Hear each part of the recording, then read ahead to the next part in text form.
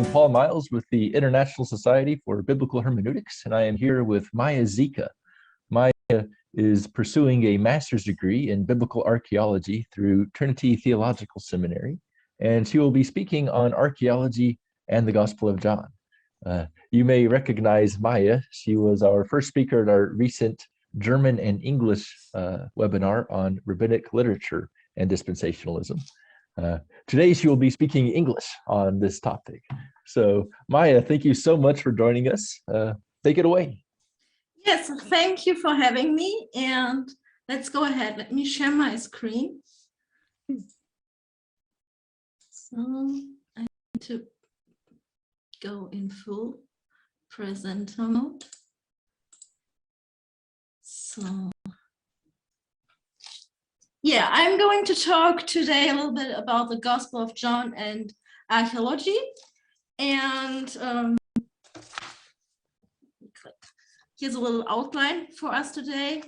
I need to minimize my own video.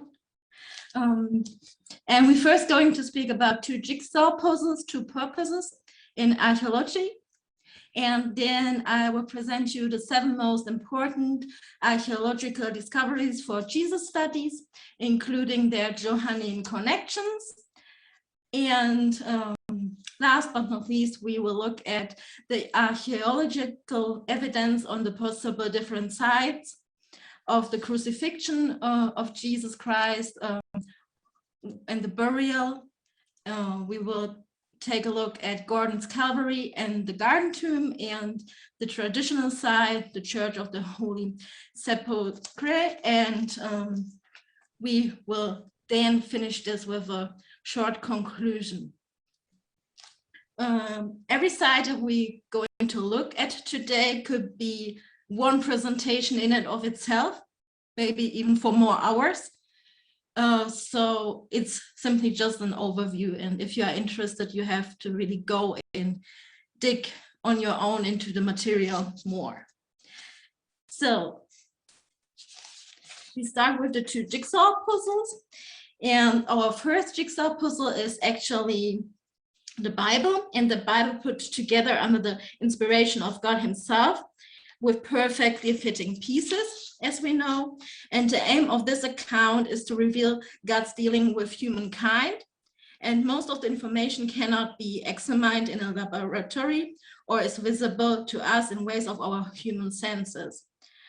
God's dealing with mankind happened in real humans' lives and circumstances on this earth.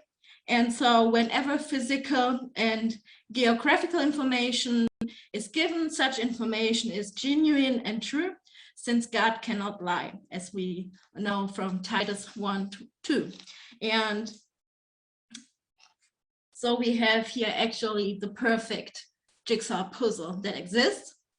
And the physical activity or the geographics and all of this, which is like visible, can be linked to a second jigsaw puzzle based on scientific evidence, and is of value to our faith by the ability to confirm the veracity of the biblical account.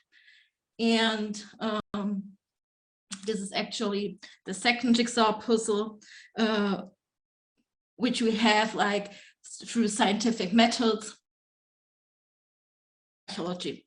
And yet with archaeology, we face certain issues because not all archaeological evidence has survived. Pieces can initially be misplaced, and also the position of some pieces can shift.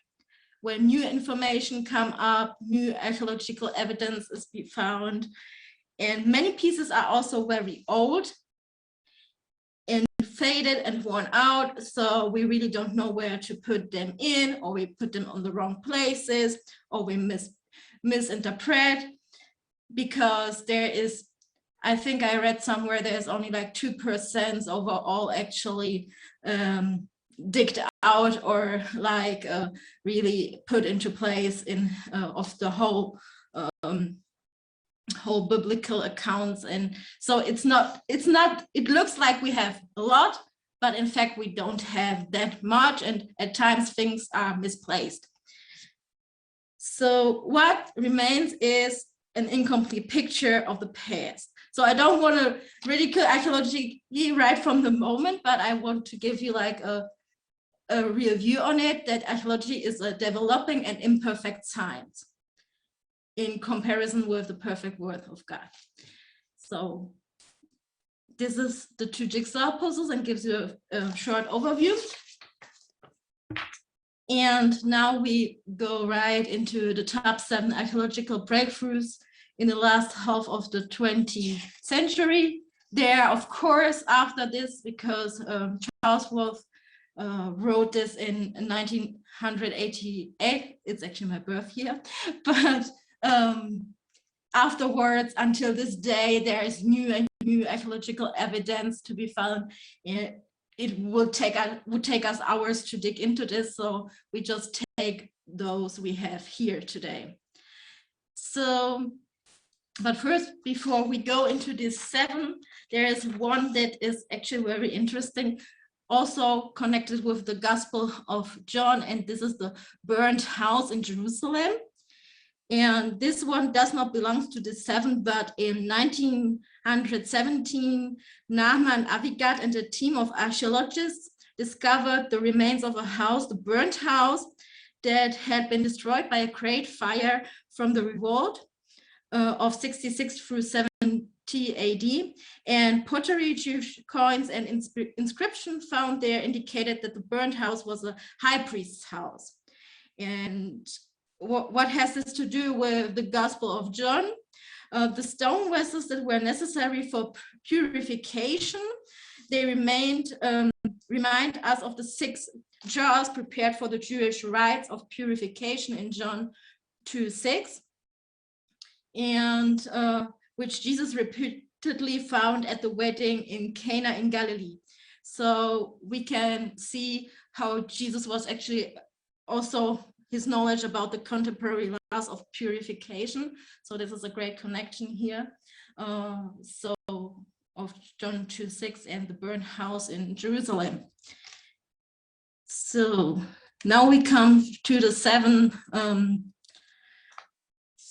discoveries, and Charles Wolfe points out the synagogues. Actually, they were found remains of synagogues of 45 locations, and they are all here on this map. We don't go into all of them. I picked out what is probably most known to you also, and interesting to us. The Capernaum synagogue, and yes, this is the picture, and the synagogue appears to have been built around the 4th or 5th century, and beneath this synagogue lies another foundation, actually made of basalt, and the suggestion is that this is the foundation of a synagogue from the 1st century below it. And actually here you can see that the black basalt foundation walls, which are dating back to the original 1st century structure. And later excavation work was attempted underneath the synagogue floor, but one archaeologist claimed to have found a paved surface. Others were of the opinion that this was an open paved market area and not a synagogue. So yeah, even you have like differences between different archaeologists, what it actually is, but it is like seen today as a synagogue, and so there are actually several evidences that it's for real a synagogue, and beneath was most probably another synagogue. So artists' reconstruction of the monumental white limestone synagogue in Capernaum. This is the synagogue from the 4th to 5th century AD. So just that you have a better imagination how it looked like, but this is not the original from the 1st century. So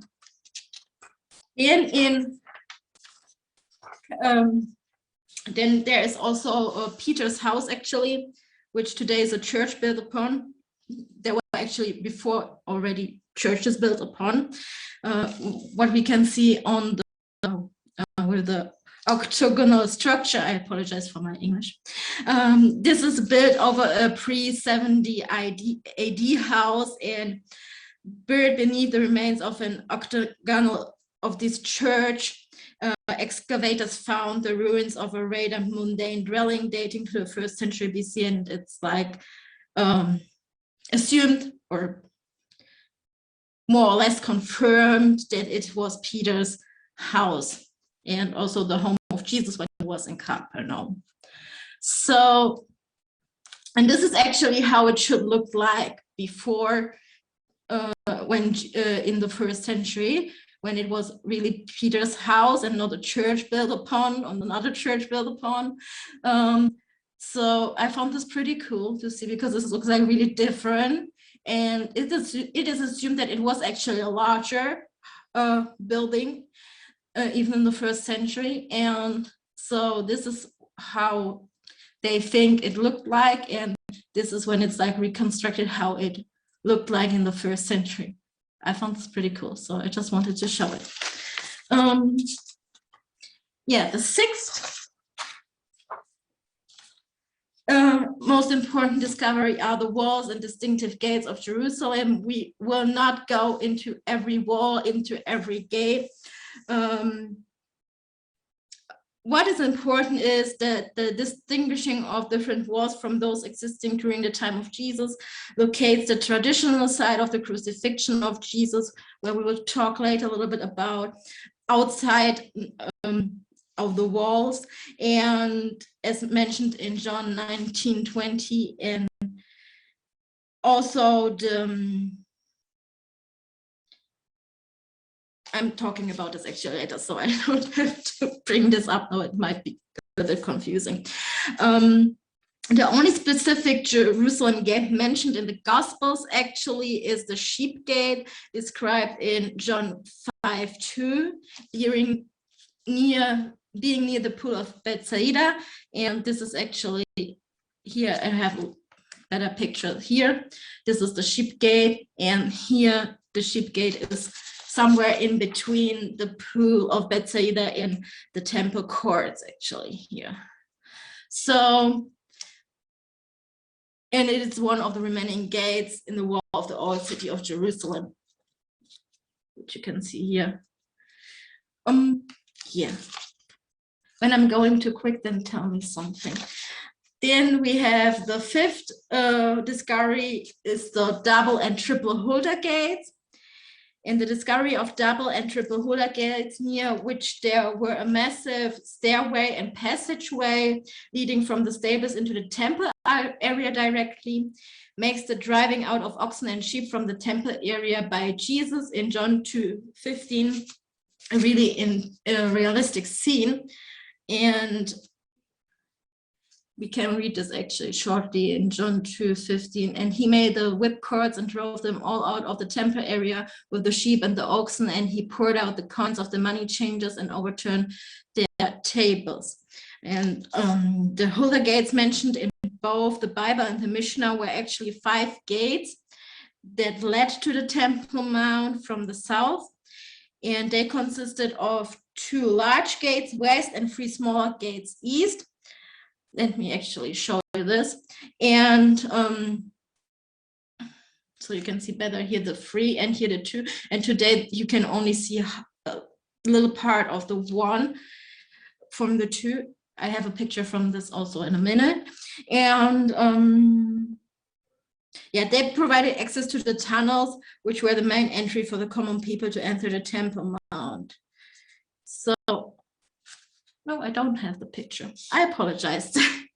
But there is just like today, there is like only half of this thing to be like seen. I don't know if you could see it in the picture before. No. Yeah, here I have it. So see, I'm completely confused. Here you see only the half of the 2 Hulda gates. So the other is like behind this wall. So That's just the double and the triple holder gates. So we can move forward. Then we have the two pools outside the ship gate, where the pool of Bethsaida, which I shown on the map before. And this is the fourth most important archaeological discovery for Jesus research. And these pools appear to have been by 5 porticos, porches sheltering the 4-sided circumference of the pools, with a 5th roof sheltering the area between the pools. I'm not a builder, so I leave this to your own imagination. And this is actually John 5:2, a reference to this. Now in Jerusalem by the sheep gate there is a pool, which in Hebrew is called Bethesda, having 5 porticos. There's also some discussion about if it was Bethesda or if it was named a little bit different, but everyone really agrees that these pools are these pools mentioned in John 5:2, which is important. So interestingly enough, until archaeologists began excavating the site, it was assumed that a 5 portico pool must have been a Johannine fabrication, perhaps a theologized reference to the 5 books of Moses. But with this discovery, however, of a central roof structure, columns, and one on each of the 4 outer sides of the pool complex, the Johannine rendering is entirely accurate from an archaeological and historical standpoint. So it's not some spiritual making up as some understood it before. Then we have the third place is the discovery of material near Pilatus Praetorium in Jerusalem, which appears to match very closely with the presentation of the events, especially as rendered in John 18 and 19. And the Praetorium would have been the official residence of the governor, and because it was on an elevated ridge, also called Gabata, high place in Aramaic, we can read about this in John 19 verse 13, the temple area could be monitored effectively. From there, Pilatus would also have exercised his judgment. We read about the judgment seat in John 19:13 too. And this area discovered in the excavations of Herod the Great's palace is also mentioned by Josephus as the upper city. And once again, the explicit references to topographical details in John are corroborated by the latest archaeological discoveries. So now there is an issue, as with many places in archaeology, we have 2 possible sites for this event. And we have actually first of all, the Antonia Fortress, and secondly, Herod's Palace. And early pilgrims to Jerusalem generally identified the Praetorium with the Antonia Fortress, where the traditional way of the cross begins, and the archaeological evidence, which dates the fortress remnants to the 2nd century AD, as well as the tense situation requiring Pilate to be near the Second Temple as the center of Passover activity, support the Antonia Fortress location. But just for information that there are actually excavations, and I do think this is like pretty not so old, this Herod's Palace excavation. So it can be considered also as a possibility. So you need to make up your own mind on this. So we now go to the second place in the most important discoveries, and these are actually the bones of a crucified man named Yehohanan. I hope I spelled this one right.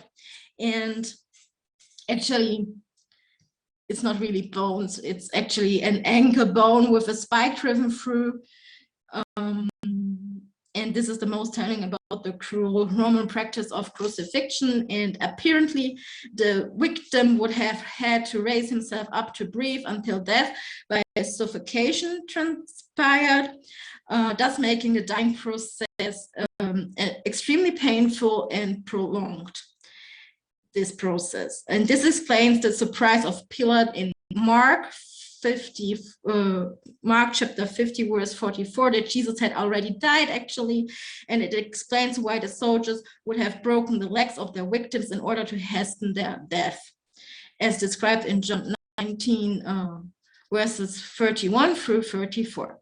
This also accounts then for the Johannine presentation of the soldier stabbing Jesus' side with a spear, because he was already dead, so his legs need not to have been broken, thus fulfilling the scriptures of Psalm 34, verse 20, and Zechariah chapter 12, verse 10.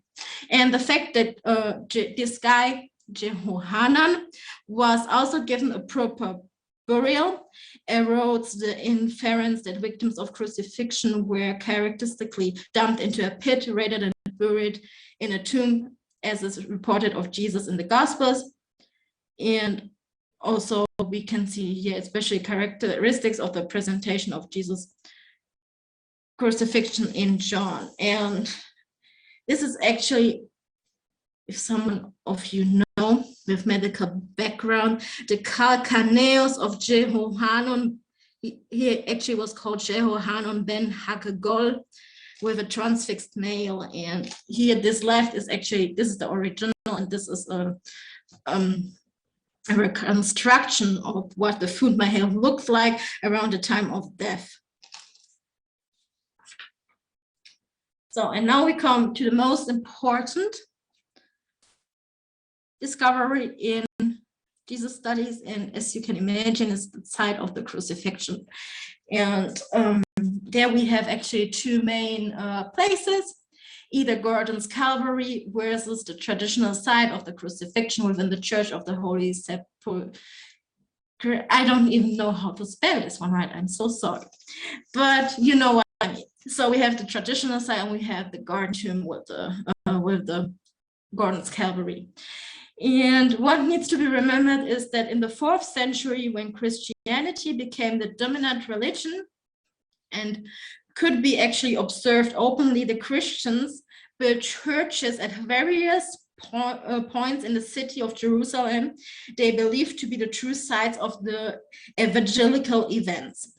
And the fact that the identification of the holy places in the first Christian period, the Bits, also called the Byzantine period, was refuted in the second Christian period, the Crusader period, reflects the difficulties in authenticating the holy sites. And the 3 centuries of obscurity from the 1st century to the 4th centuries contributes to this. So it is not always easy to reconstruct. If just because there was a church built, it must have been really the place, because they already then they had like issues with each other or saw things differently. And in addition to this, even to the present day, the Eastern and Western churches, as well as the various denominations, have conflicting traditions, which contributes to the difficulties to locate really the sites. So there come also like other issues into place, not just on the identification of the site. And I just want to give a warning now before I continue, because you may at the end not agree with this, what I'm telling you, but I'm only presenting what not my opinion, not what I think or what I believe, but what the archaeological reference says, and then we make a conclusion about it. So don't stone me before I finish. So there are biblical assumptions we have about where the place of the crucifixion actually, you have some hints. So took place. So first, Jesus was crucified outside of the Jerusalem walls, but near the city and in the vicinity of a city gate. This we know from several different verses, which you can study later on your own if you like to. Jesus was crucified near a busy, well-traveled street not on a hill far away. And one can only assume that an inscription containing the charge against Jesus written in 3 different languages was designed to be read by all. And the Roman writer Quintilian stated, "Whenever we crucify the guilty, the most crowded roads are chosen where the most people can see and be moved by this fear." And the crucifixion site was near a garden that contained at least one recently hewn but unused tomb. So we have these hints in the Bible that we know about, and now we look at the sites. So we have the 2 possible sites here on the map, actually, either the Church of the Holy Sepulchre or outside here, the garden tomb. So now we look first on the traditional side. And during the 1st and 2nd temple periods, the site served as a quarry, a place suitable for both executions and burials. Numerous burial caves have been discovered. Moreover, the descriptions of the 4th century church fathers concerning the works carried out at the site, first by Hadrian and then by Constantine the Great, indicated the difficulties faced by builders at this quarry. And the existence of the burial caves is a good indicator that at that time the church was located outside the city wall. That is the 2nd wall, as we saw on the map before. Also, the Church of the Holy Sepulchre manifests a garden containing at least 4 tombs dating to the early Roman period. It can trace its It can trace its roots back at least as far the 4th Christian century and probably earlier. And in AD 129 or 130, the Emperor Hadrian became preoccupied with his Eastern Front and visited Jerusalem. And he desecrated the location there and constructed there a statue and a temple to Aphrodite, Venus. And according to Jerome, between the time of Hadrian and Constantine, this is about like 118 years, this place was occupied by a statue of this Aphrodite, actually.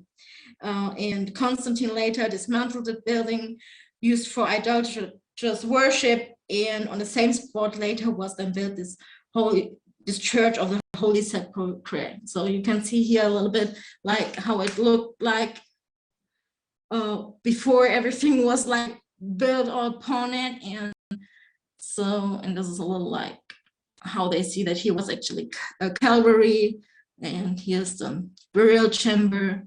Here we have today's chapel. Yeah, so this is just an overview. You can find a lot of pictures how it looks like also on the internet, and so, but just to show you a little bit of the different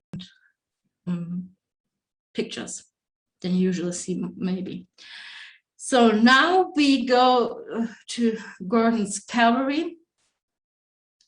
And in 1883, the newly discovered cave was, this is the supposed to be the Golgotha Hill, and beneath we have like the founded tomb. And this discovered cave was identified by the military hero of his day, General George Gordon, as the tomb of Jesus. And according to Schick, who was the Jerusalem correspondent for several learned societies of these days, reported first in 1874 that the cave was filled to half its height with a mixture of earth and human bones, and at the entrance to the cave he saw an iron bar and hinge. He also observed human skeleton in the bog or wall of a trench that had been dug to find the mouth of the cave. Then in later years he made more and more reports as the assumption came up that this is actually Jesus' tomb, so he gave more and more detailed reports, but we don't have the time to present them all here. But you can read them actually in an article that is also going to be in the reference list. So, and even before actually Gordon identified this hill as Golgotha, other scholars, because of his of the prominent form. I mean, you look at it and you see a skull. I mean, it's like obvious. Other scholars had mentioned that possibility too before already. So he was not the first one who came up with this idea, but he was like the first one where actually we found this tomb. So here I have actually a plan of the tomb. So this is just how it's like made up. We don't go into this. Now I'm coming to a not so prominent topic, because I will now give 3 possible issues with this site. From an archaeological view, not my own, okay? Not a single tomb from Second Temple times has been found in this area of the garden tomb. And a great number of burial caves were discovered at other places in Jerusalem, just not there, such as also at the place of the Holy Sepulchre. And based on all evidence from an archaeological viewpoint, the garden tomb burial cave was first hewn in Iron Age, the first temple period actually, and this was in the 8th to 7th century BC, and it was not used again for burial purposes until the Byzantine period. There's like a 20 pages article about it. So if you want to have all the details, we could not put this in this presentation, but you can read about it.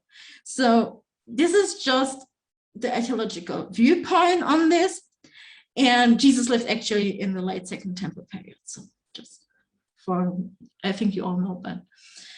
So now we have the problems, and now I actually want to go over to a fact that connects both places.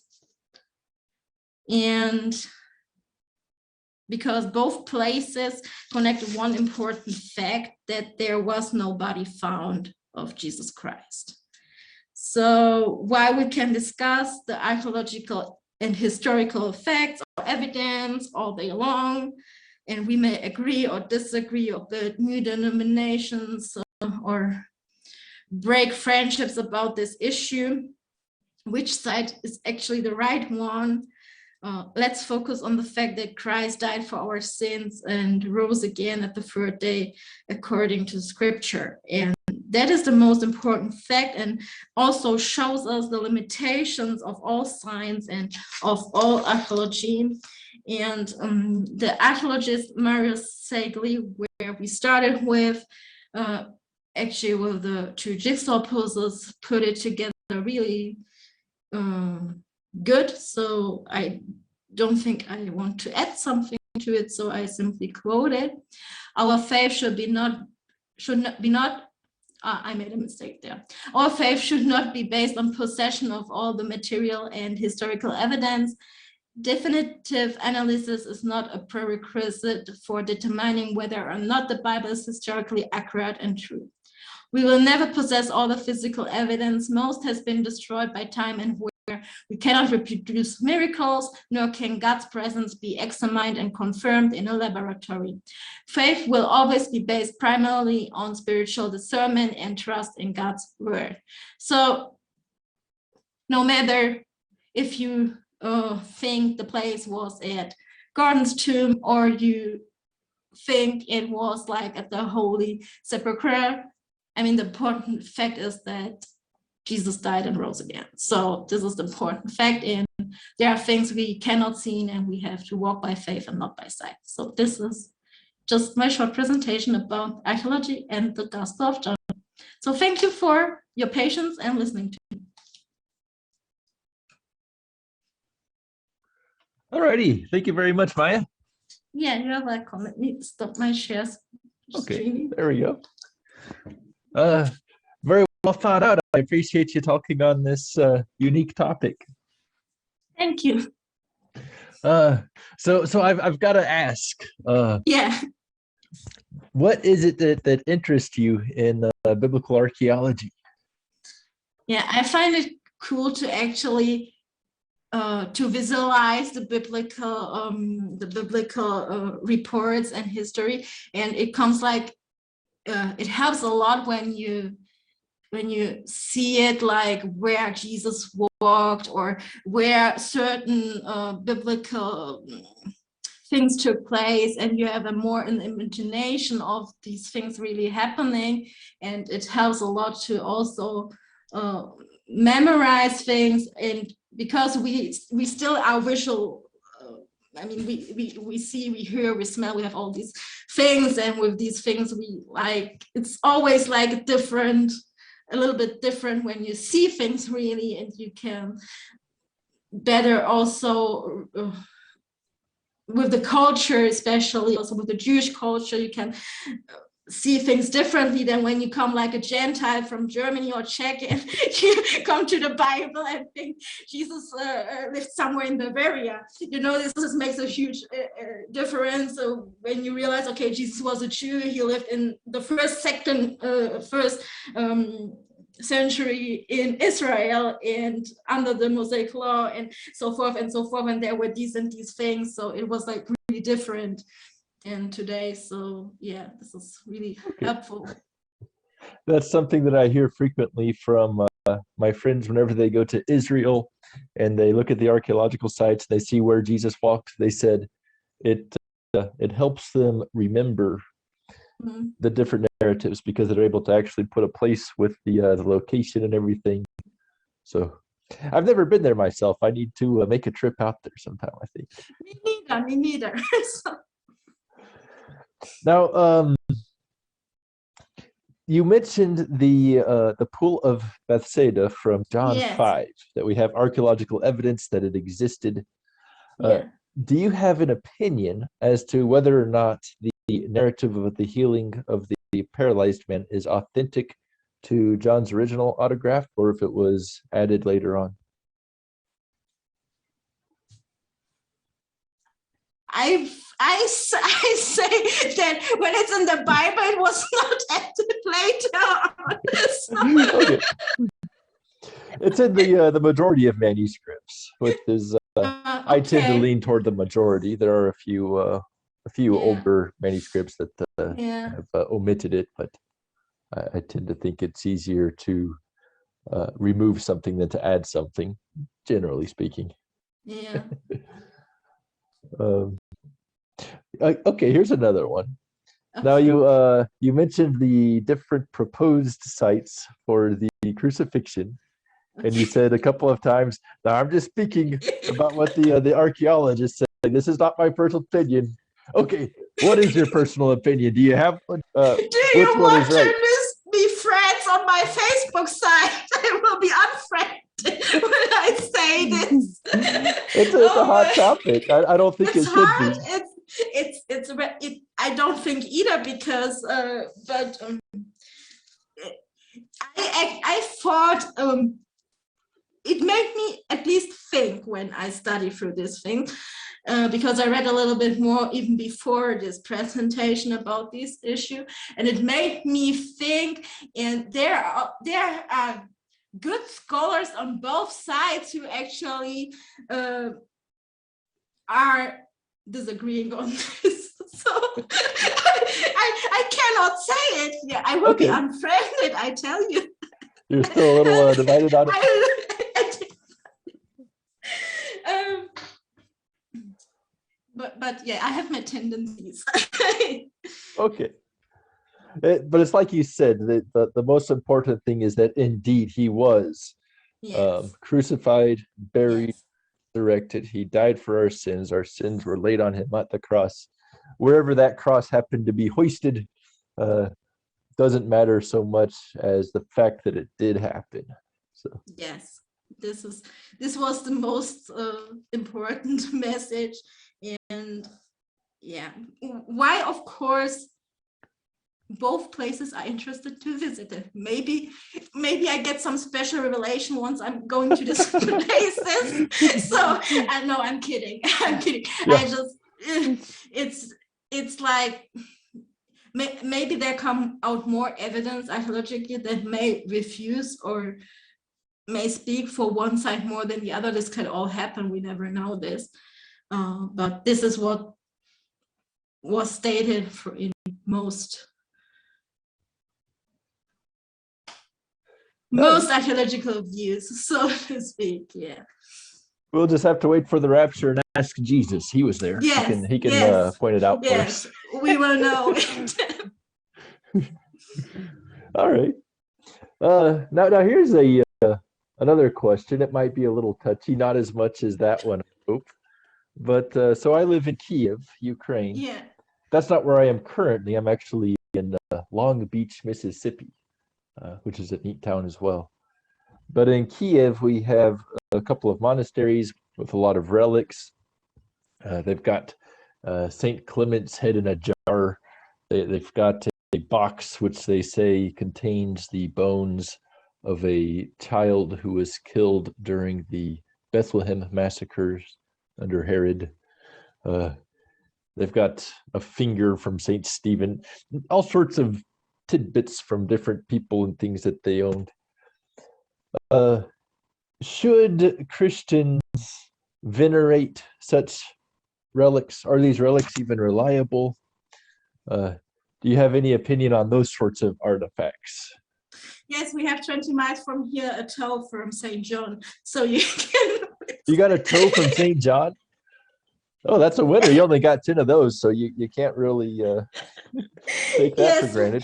And it's like they made it really up, like you come in a room, it's all super security, it's actually in a castle, and they really made it up. They put some like spiritual music in there, some lighting, and it's like really in a golden like treasure box.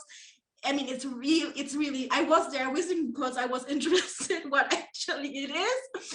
I want to see the toe now. That's kind of interesting. But you're never going to see the toe. That's the funny thing. You only you don't get to see it? No. You get to see the holy box with the holy toe inside. Okay. Yes, it's like really, it's ridiculous. But I don't think that these things actually are really, I mean, how you want to trace it back really. So it's like really difficult, like because everyone has a toe, everyone has a hand, there are maybe even two heads of the same person, I don't know. So it's like really difficult, like, and actually it's also come down to idol worship. So at the end of the day, when you really start to like worship those things, right, you worship the creation rather than the creator. When you really, I mean, when you go there and just look for interest, so I mean, there's nothing wrong about it, just to like visit, like when you go to a museum or a cathedral, you just visit the architecture and look at it, but you're not worshiping it, or you're not like, but people are going really insane. I mean, we have a friend of ours, and she was there already 5 times, and I was like, why are you going there? It's so touchy. It touches my heart when I come there and when I hear the music, and it's so holy, and you know what I mean? And then it's like really like going crazy. So that's when it gets real sad, is when the creator gets diminished for the sake of the creation. It's very sad. Okay, so this has been Maya Zika speaking on archaeology and the Gospel of John. Thank you so much, Maya. Thank you too.